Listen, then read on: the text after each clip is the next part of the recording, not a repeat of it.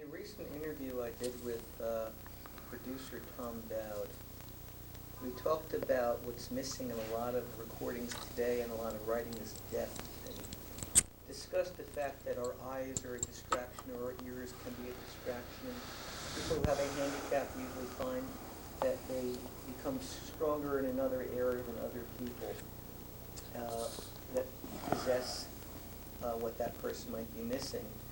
So in listening to that conversation, I was inspired to listen to a recording of Beethoven. It was Eugene Ormandy conducting. It was the ninth. It was the last movement, and it was the part right at the very end of the vocal part of the Ode to Joy. And I wasn't there, and none of us were there, but supposedly Beethoven never physically heard what he wrote. He felt what he wrote, and he felt what he arranged. And that, to me, shows me, or proves a fact, and I'm certainly not a writer such as yourself, but I can feel what music does, what certain songs do. Beethoven wasn't able to physically hear it.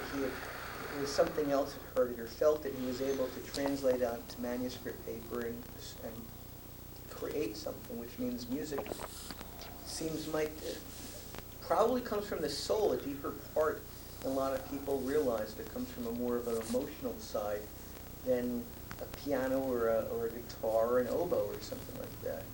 Is there something you could say to that? Well, I think that Beethoven's feat in being able to compose that music as a deaf person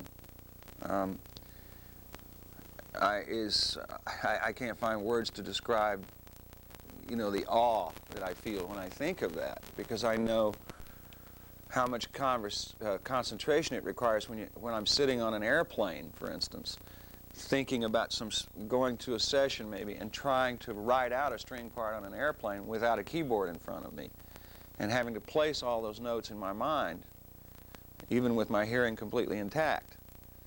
That I think it requires an immense amount of concentration. It requires as much, let's say if the brain can work on maybe 40 or 50 tracks simultaneously. When you're doing that, you're using all of your tracks. You're maxed out. You're using every track to keep track of each voice and to really artificially hear that music, to hear it inside your brain. Requires, every speck of energy that you have, or that I have. So I honestly don't know how he did that. I think that's some kind of miracle, because quite often when I myself and other people, when we're doing arrangements, even when we can see the arrangement in front of us, even when we can plunk it out on the piano and listen to it, fragments of it, we still don't know what it's going to sound like until the baton comes down on the downbeat.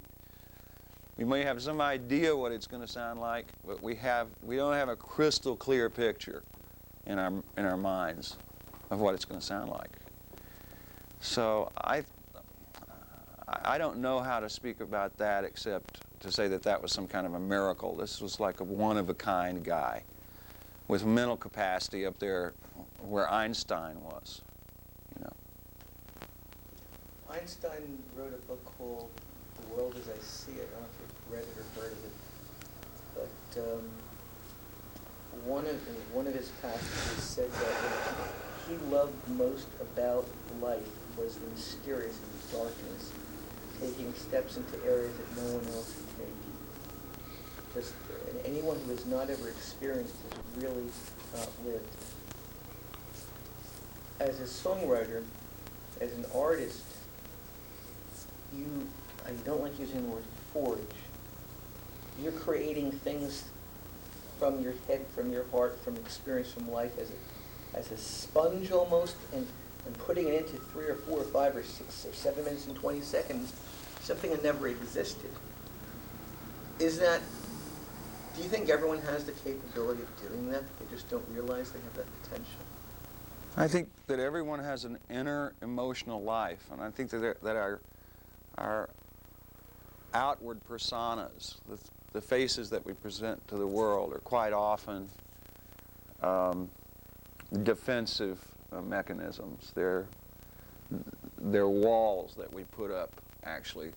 The smiles that we smile and the hugs that we hug and the overtures that we make to other people are in themselves insincere, because they're really meant to, no matter how friendly and outgoing we may appear to be, or loving we may appear to be, those are devices that we use to actually protect the inner life. And I think that all human beings have that. And I think that it's a facet that is more developed in songwriters, and I think that they live more on the inside than they do on the outside. And for that reason, sometimes I think they may appear to be strangely unemotional to people who meet them for the first time. And say, I know this person is going to, I just know this, I'm going to love this guy, he's going to love me, this is going to be like some kind of instant rapport or whatever. When meeting someone maybe that you've admired, who's like a great writer, I know this has happened to me. And be strangely disappointed at the fact that there is a wall, there is a lot of defense around that person's personality, which seems to be ironic. But it's because a songwriter probably spends most of their emotional life internally, and they absorb a lot of impressions, and they're in a certain sense very selfish, because what you're doing is you're really robbing everybody. You're listening to everything everybody says. You're watching what everyone does, and you're really stealing from everybody and sort of collecting it all in this ball somewhere down in the middle of your soul somewhere. And if you're really serious about being a songwriter, that's your raw material. That's the most precious thing in the world to you. And you're very selfish about it. You don't really share that out with anybody. And the danger is that I think that over a lifetime you become a very insular person, not particularly involved with the affairs of others, maybe not as caring as you could be. And it perplexes people, because they hear the music and they hear the words in the music, and it touches them so deeply, and they're so emotionally involved that they feel like that must be who you are too. But that doesn't necessarily follow, because songwriting is artifice. It's a trick, you know.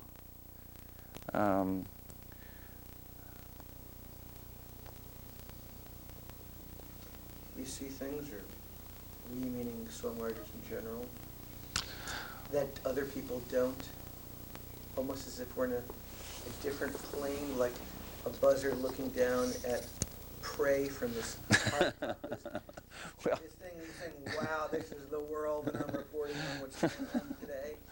Well, everybody does that, but songwriters really have a vested interest in making that like a raison d'etre, you know. I mean, this is what you do, you know, all day long.